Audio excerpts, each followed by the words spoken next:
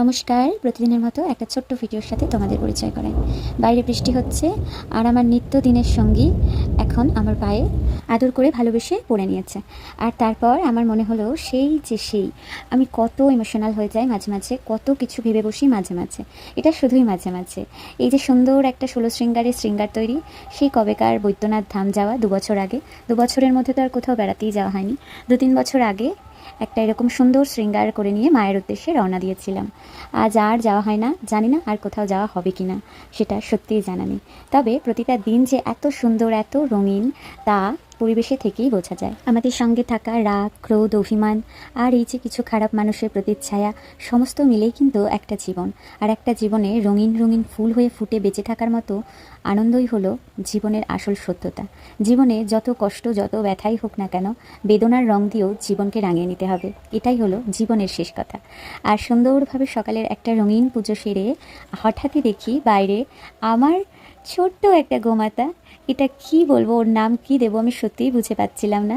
তাই আচানক আমার হঠাৎ কিছু না ভাবতে ভাবতে ওর নাম মনে হলো লক্ষ্মীদি। লক্ষ্মী যে এত লক্ষ্মী, আমার তো মানে আদর না করলে বা আমি ওকে না স্পর্শ করলে বুঝতামই না। কি অপরূপ রূপ না লক্ষ্মী। আমার কিন্তু বিশ্বাস, লক্ষ্মী হোক আর শিবই হোক, ভগবানের যে কোনো অবতার রূপ হোক, পশু পাখির মধ্যে দিয়ে যে কোনো মুহূর্তেই আসতে পারে তোমার বাড়িতে। এটা আমার নিজস্ব ব্যক্তিগত ধারণা। আর মুখে জিহ্বাতে যে সরস্বতীর বাস, তাই আমাদের বাক্যতেই যে কোনো মুহূর্তে সরস্বতী বসবাস করতে পারে। এই ভাবনা শুধুই আমার। এখানে থাকা, এখানে ভাবনাটাকে মনে মনে পোষণ করা, এটা শুধুই আমার ব্যক্তিগত। এখানে কারুর এরকম মনোবৃত্তি আমি খুঁজেও পাই না, আর মনোবৃত্তি তৈরি করতেও পারি না। এটা আমার সামান্য ব্যর্থতা। এই তো ছোট ছোট সামান্য সামান্য ব্যর্থতা নিয়ে অনেক বড় ব্যর্থতার সৃষ্টি হয়। যেমন অল্প অল্প ব্যর্থ হতে হতে জীবন যখন অনেকটা ব্যর্থ ফিল করে, মানে মনে হয় আমি এই বিষয়টাতেও ব্যর্থ, আমি ও বিষয়টাতেও ব্যর্থ, আমি সে বিষয়টাতেও ব্যর্থ, তখন কিন্তু জীবন অনেকটা ভাঙনের পথে হাঁটে। যাই হোক, দুপুর দুপুর পুজো যখন সারাই হয়ে গেছে, তাই ভাবলাম ঠাকুরের বাসনগুলো ধুয়ে মেজে পরিষ্কার করে নিই। অনেকেরই আমার বাসন দেখে খুব পছন্দ হয়, মানে ঠাকুরের বাসন। তারা বলে যে তোমার বাসনগুলো পুরো সোনার মতো দেখায়। আমি কি দিয়ে পরিষ্কার করি সেটা তো তোমাদের আজ ফাইনালি দেখালামই। তোমরাও চাইলে এরকমভাবে বাসন পরিষ্কার করতে পারো। তবে আমি ঠাকুরের বাসনগুলো ভালো করে মাজলেও আমার কিন্তু সারা জীবনের তকমা, আমি কিন্তু ভালো বাসন মাজতে পারি না।